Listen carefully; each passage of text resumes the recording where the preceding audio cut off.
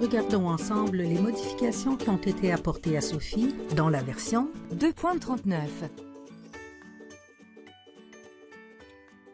Le registre des rapports incidents-accidents, disponible autant en contexte général qu'en contexte résident, offre désormais la possibilité de raturer un rapport pour l'identifier en erreur.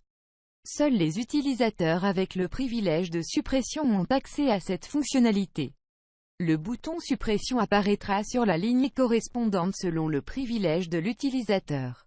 Lors de la rature, un commentaire avec la raison de l'invalidation doit obligatoirement être saisi.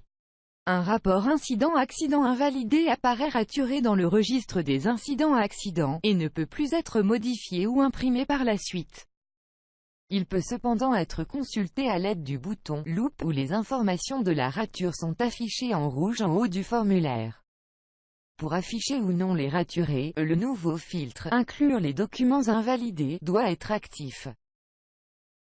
Dans la section 2 du rapport d'incident-accident, une nouvelle option permettant d'identifier l'heure de l'événement comme étant inconnue est désormais disponible.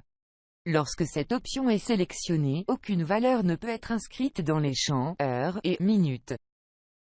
Suite à ce changement, l'heure sera remplacée par le mot inconnu dans la version PDF du rapport correspondant.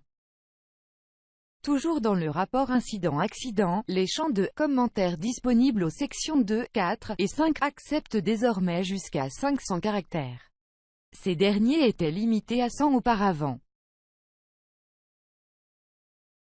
Pour les sections 4 types d'événements et 5 conséquences immédiates pour la personne touchée, le commentaire inscrit dans le champ précisé sera conservé peu importe l'option sélectionnée de cette section.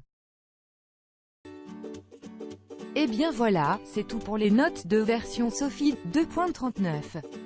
À bientôt.